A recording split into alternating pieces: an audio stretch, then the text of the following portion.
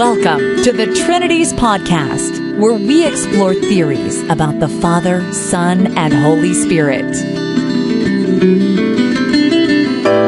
Do you love God enough to think about Him?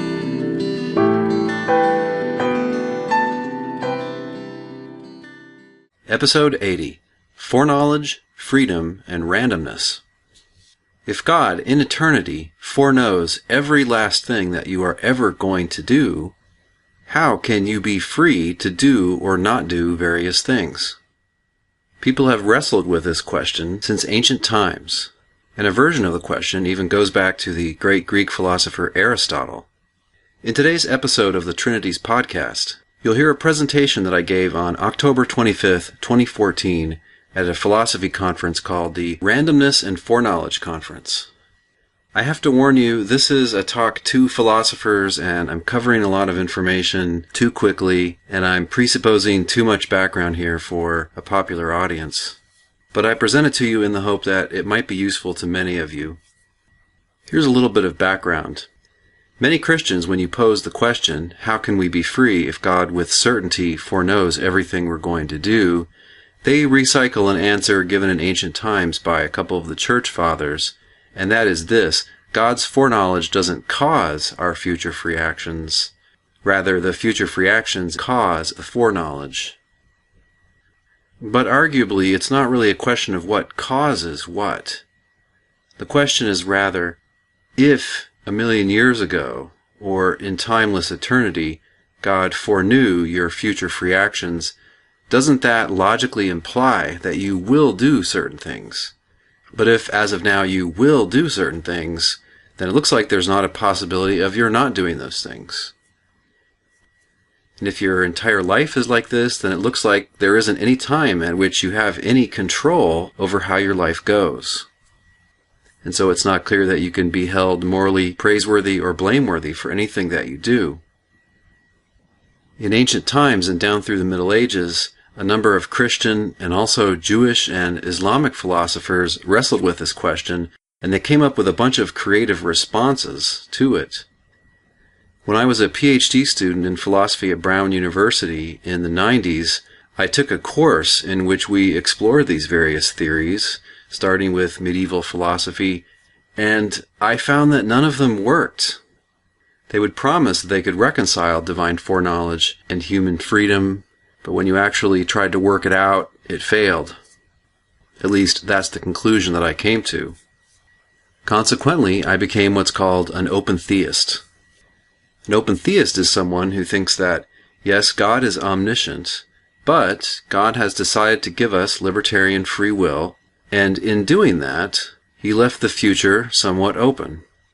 He can settle in advance as much of the future as He wants, and He can take away or limit our freedom in any way that He wants, but given that He has given us some two-way control over how our lives go, then to that extent, the future remains a realm of possibilities. In other words, it can still turn out in different ways.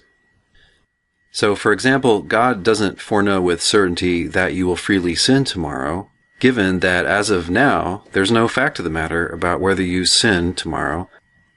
And on the other hand, He doesn't foreknow with certainty that you won't sin tomorrow. He knows, of course, all the possibilities and all the probabilities. But the idea is that by leaving things indeterminate, by leaving them as mere possibilities, He can't then also know them as actualities. A different way to put it is that if it is definitely going to happen, then the objective probability of it would be 1. Well, if the objective probability of some event is 1, then the objective probability of that event not happening is 0. But if your whole life is like that, then you never have any two-way control over what happens. Is this limiting God's foreknowledge?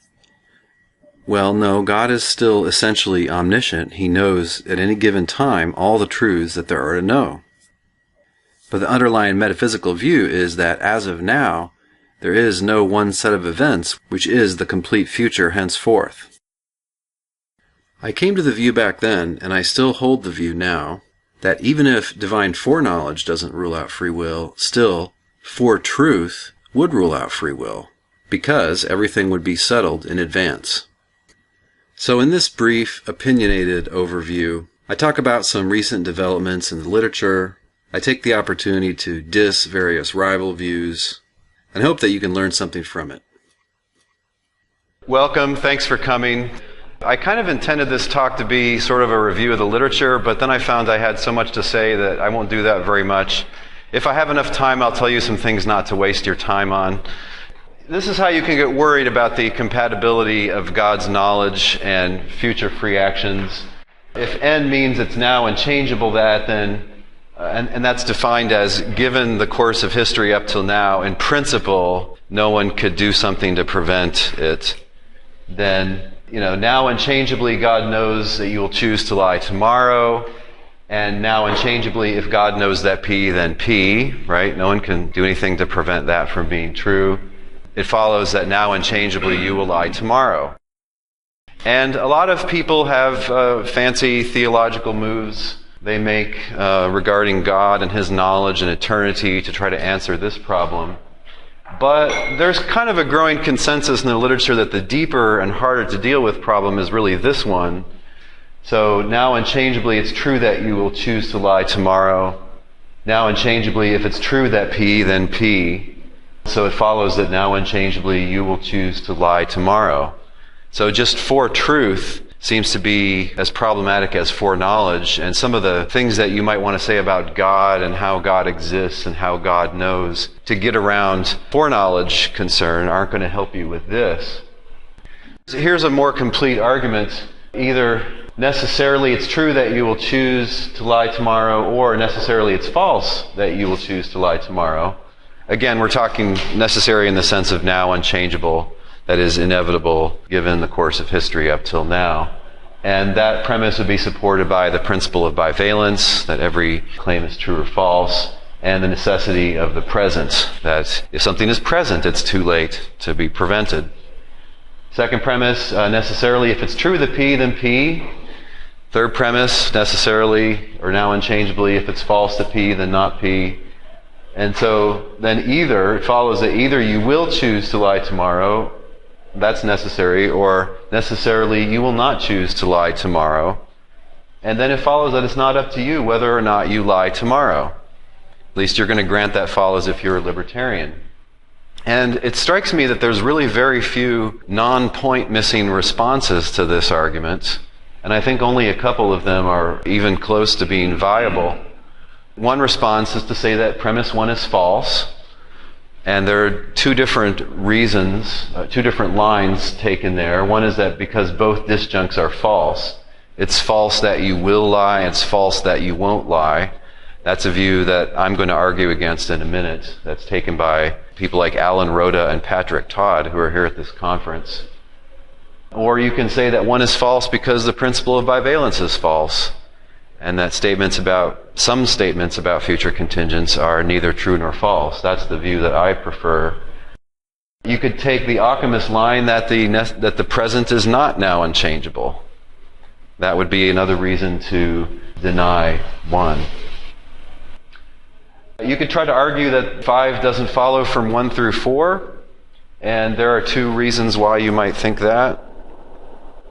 One reason is that you think this isn't true, that if necessarily P and necessarily if P then Q, then necessarily Q.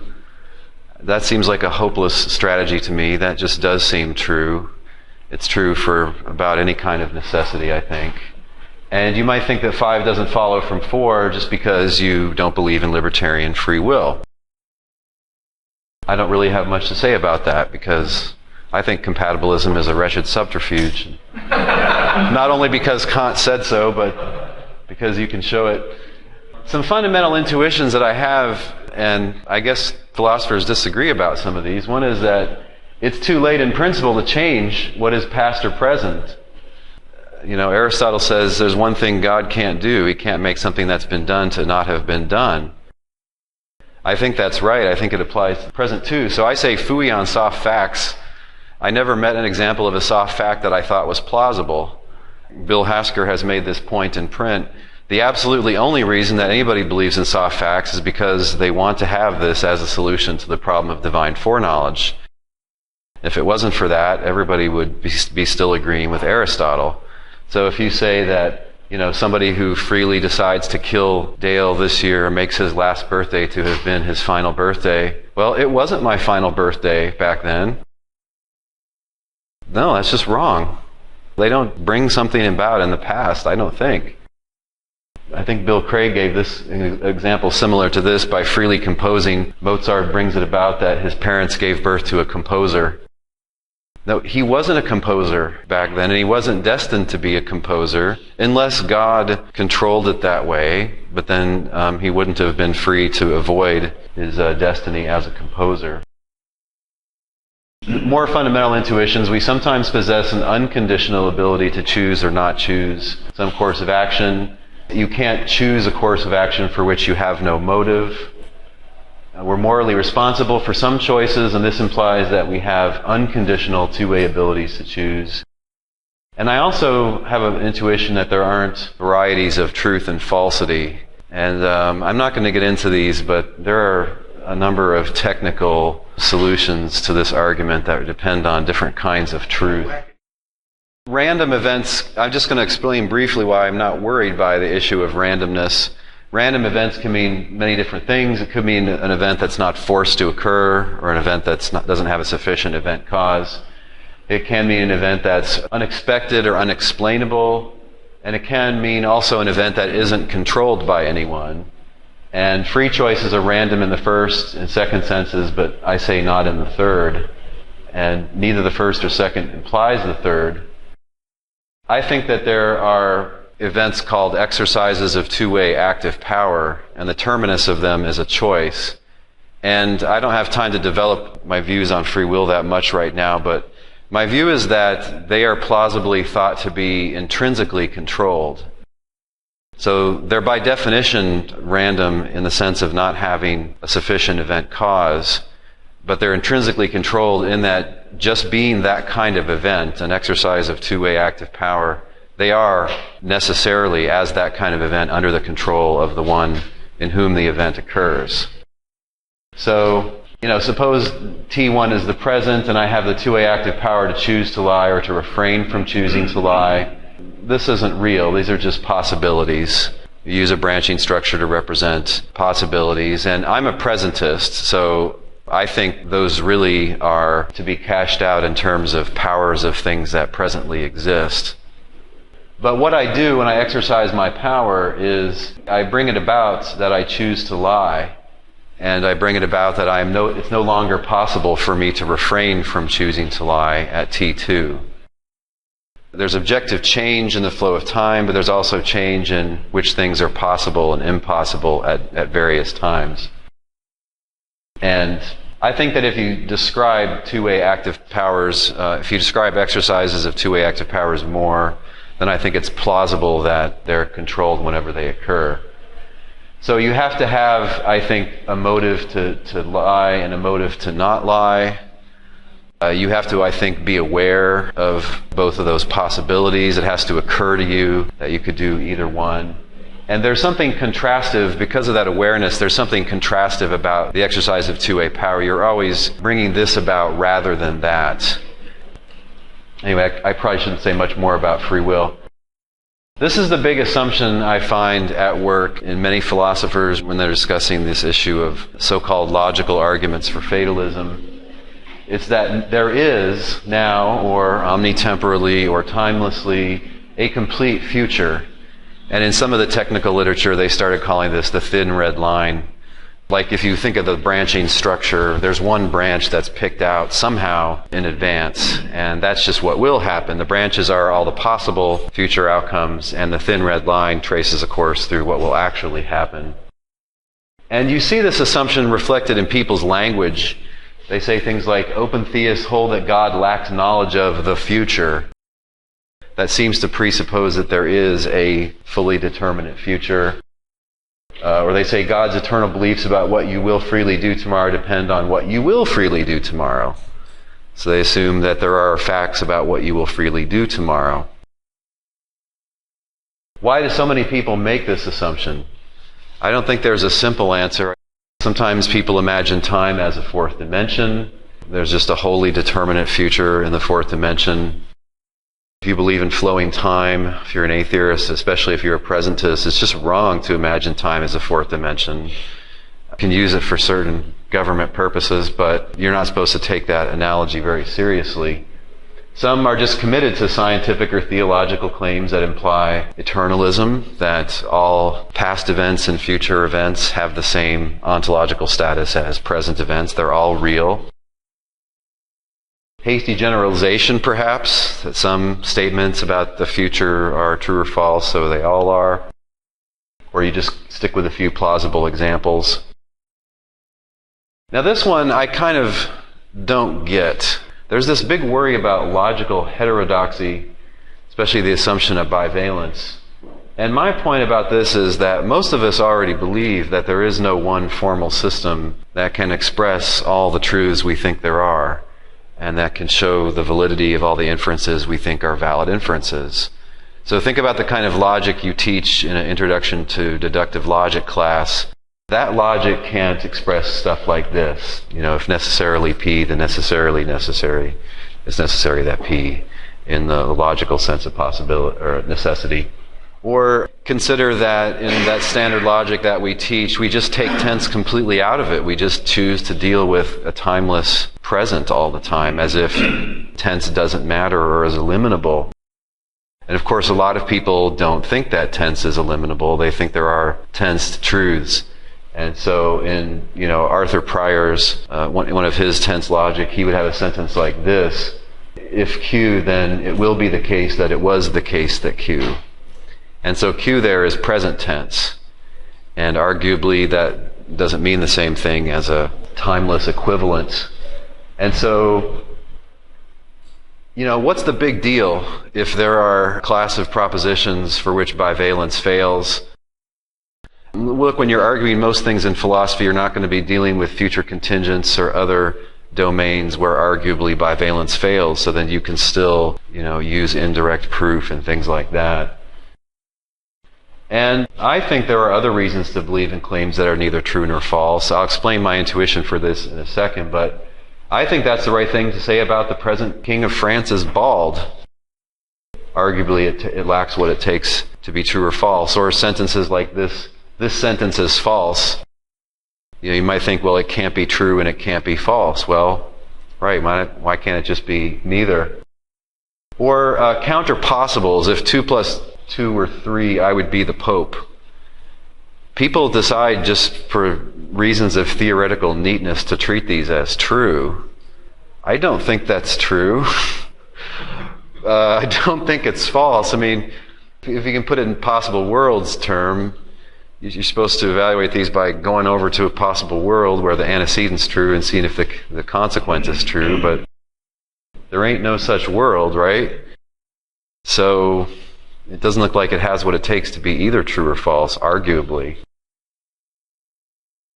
Also, I think because of our interest, maybe our obsession with causal determinism, we just choose to think that causal determinism is the only threat to human freedom. And we just refuse to countenance that there could be other things that might threaten it. And the real threat, I think, is that something has already picked out a complete future. Alan Rhoda in his work talks about a future specifier.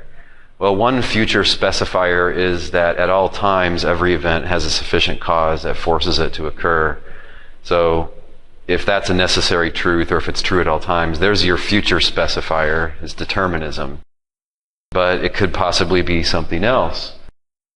People like Bill Craig clearly think this, for instance, even though on paper he's supposed to be a presentist, but he clearly believes in an actual future, and he just thinks, well, if you have an actual future but you don't have sufficient event causes for all the events, then that's good enough.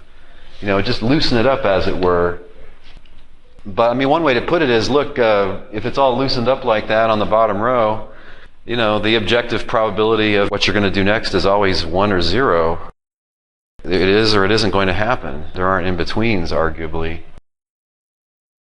If you don't assume that there is a single, fully determinate actual future, then that's how I come to my view. So if somebody says at T1 that you will lie at T2, I just think that let's look at T2. And of course, really you're talking about the causal powers of things in the present. But let's, just for simplicity of exposition, let's talk about as if we can consider T2 as a reality. Then at T2, it's possible that you lie and it's possible that you don't lie, but we don't just find you lying there, in which case it would be true. You'd have your lying in both of these. And we don't just find you're not lying there, we find a mix, and so it looks like it doesn't have what it takes to be true, and it doesn't have what it takes to be false right now. And of course, I am assuming that it makes sense to talk about statements being true and false at a time. It becomes true that I lie at T2 if that's that choice I make. If the present, so to speak, moves from T1 to T2, then I've made it true. So, in my view, a statement that Dale lies at T2, expressed tenselessly, it was neither true nor false at T1, and then it became true, if indeed that's what I choose to do. So my view is that you should think about true as fitting with what is. And I don't think you have to commit to any heavy truth maker theory here. It's just that truth supervenes on being, something very general like that. There's no difference with respect to truth without a difference with respect to reality, that kind of idea. And false is misfitting what is. So you look at what is and what you said, there's a misfit between the two of them. The rival to this view among open theists, as I mentioned before, Patrick Todd, who's here at the conference, and Alan Rhoda, and they're following up on a suggestion by A.N. Pryor, Arthur Pryor. And I think other people, also the neo-Molinist account that was very nicely presented in the previous session, that presupposes the all-false view.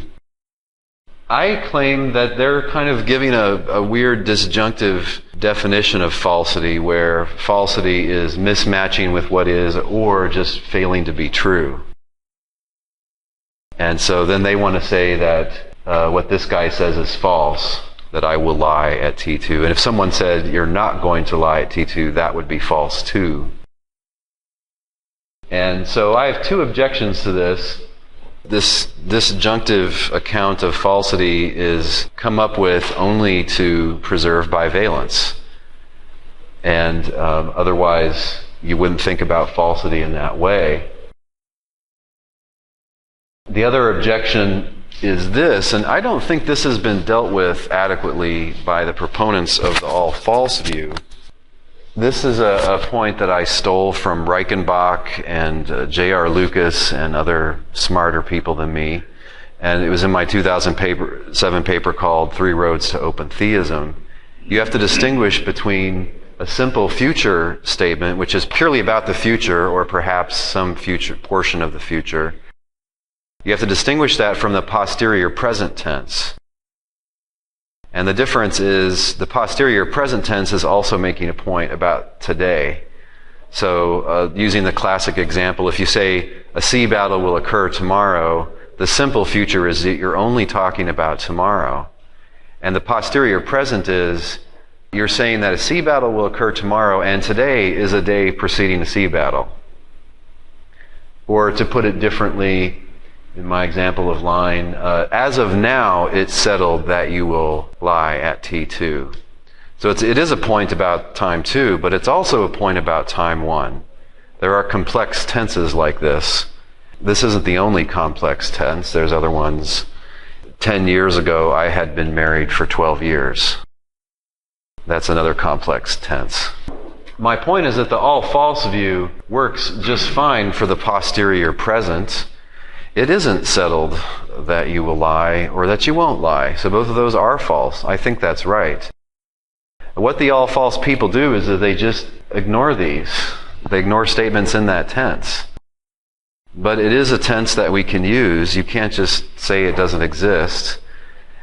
People say that, look, I'm purely talking about the future. I'm not saying it's definitely going to happen or that the present, must evolve that way. I'm only talking about the future.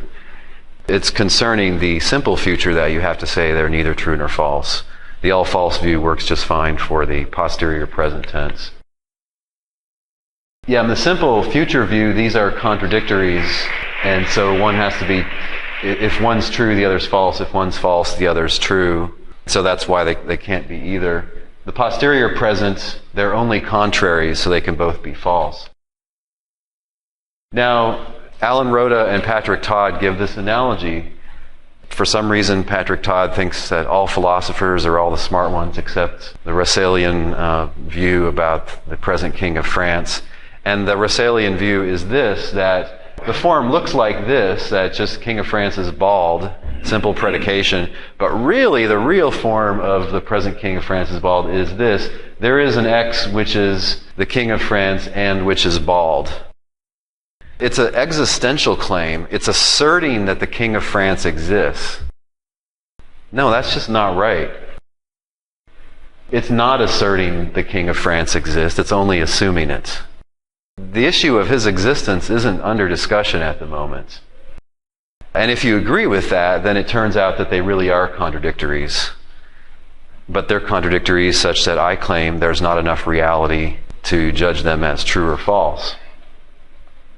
So similarly, a person asserting the simple future tense, you will lie tomorrow, typically assumes, but does not thereby assert, that there is an actual future, part of which consists in you lying tomorrow. The subject matter is what you'll do tomorrow. They're not making some point in philosophy of time. If they say Hillary Clinton's going to win the next presidential election, they haven't thereby just asserted that there exists a determinate actual future, or the future is determinate in that respect as of now, either one. And they'll look at you funny if you claim that's what they're saying. Rightly so. As I mentioned, I think that the past and present are unchangeable in principle, and I never saw an example of a soft fact that I agreed with. And I also think it's kind of disconcerting that there isn't any settled upon, agreed to definition of the soft fact, hard fact distinction. And I think that's because there ain't no such distinction to be made out there. So there's no guidance on how to draw that distinction. It's a distinction without a difference. So I'm thinking that we could maybe argue like this, and I'm assuming some things about philosophy of time that I think are starting to be a bit of a consensus. So I think that if libertarian freedom is true, then presentism has to be true. That's a controversial premise that I'll come back to. This I don't think is controversial, that Ockhamism implies the falsity of presentism. The Occamist thinks that you will lie is true solely because you will lie. And so there is the future event of your lying. This is part of the Occamist distinction between statements solely about the future and statements that are about the future and other times.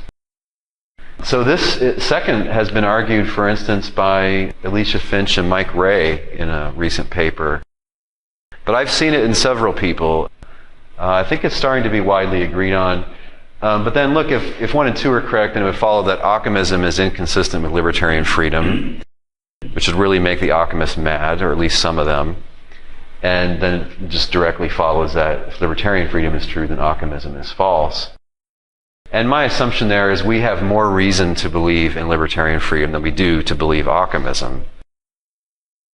Our reasons to believe libertarian freedom are our own experience, our belief in moral responsibility, and our practice of deliberation, the fact that all compatibilist theories are terrible. So, one is the key premise. Is there a way to argue for it? One way to argue for it might be this. You say, well, there's 3 going views in philosophy of time: presentism, eternalism, or growing block theory. But growing block theory is less popular. I find convincing some objections to that given by Trenton Merricks in a recent piece. So then if libertarian theory is true, then it'd be either presentism or eternalism. But then if libertarian theory is true, then eternalism is false. So that would be supporting, if libertarian freedom is true, then presentism is true. But I don't think I could fully make the case for premise 1 yet. So maybe, I don't know if you'll have any thoughts about that. Here's one thing not to waste your time on: Molinism as a solution to the problem of divine foreknowledge and future contingents. It totally doesn't solve that problem. Some of its smartest proponents, like Bill Craig, totally affirm this. The reason they're interested is they think it gives the mechanics of divine providence. John Martin Fisher has argued really convincingly that it only presupposes that foreknowledge and future free actions are compatible. It does nothing whatever to show that they are. And I think that's right, but I used to be confused about this. So now I'm not confused, thanks to John Martin Fisher and others. And so for instance, Bill Craig, he adopts an Occamist view. He thinks that you can make something to have been the case. This is a lazy cop-out that logical arguments are a waste of time. How could anything about logic possibly threaten free will? Well, I just showed you how. It's no good just to sort of object to the idea in general. I found this attitude pretty common among philosophers. Sometimes it's because they think there's a modal fallacy that's being made. Thinking that something special about God is going to help, it might help with the theological argument, but it looks like it's not going to help at all with the argument based on truth. This is an old chestnut. I think it goes back to Occam, but it's in other medievals, that the logical arguments for fatalism make this fallacy. They confuse, Occam says, the necessity of the consequence with the necessity of the consequent. And of course, this is a fallacy. If necessarily P, then Q, and P, it doesn't follow that necessarily Q. Right, but nobody's making this fallacy. Even Aquinas knew that they put a necessary right there. He very clearly says this in his discussion in the Summa Theologii, so we should stop accusing people of this. If you deny that foretruth causes future actions, well, that seems right. But nobody's ever said that. Not really. Jonathan Edwards famously makes this point. It can entail that you lack freedom, and it can entail that a certain action occurs without causing that action. I think it's a waste of time to say that open theists are redefining God or even denying omniscience. Really, the logical and philosophy of time discussion is really a discussion about human freedom and time. It's primarily a discussion about what kind of cosmos God made. And that has logical implications for what kind of being God is. But it's not all and only about, what's the right way to think about God. Nor is it just trendy, kind of, getting a more fashionable God concept. There's nothing trendy about the idea of libertarian freedom or about the idea of an open future. It's arguably akin to common sense. I don't think it's worth our time to worry about the now unchangeability of the present. And the reason is, yes, I think the present is now unchangeable, but if I have just exercised my two-way active power to bring about my present choice, the deed's already done. I've already exercised my control over this choice. And so now that it's inevitable, it isn't a threat to anything. But there is a recent article arguing that if divine foreknowledge rules out future free actions, it rules out present free actions, and that's stupid. So therefore, we shouldn't think it rules out future free actions. And then here's one more bad idea. I don't know if you've encountered this one. To say that it's true and false right now that you will lie tomorrow. Instead of truth value gaps for future contingents, they call this gluts. This is the kind of philosophy I don't like. It's hey, look what I can do. Look what I can get away with. Unencumbered by, concern with what's real. So you're accepting that there are true contradictions about future contingents. Well, I just don't think you should think there are any true contradictions. With apologies to Graham Priest, I don't take this seriously, that option. Anyway, thank you for listening. I know it was kind of scattershot.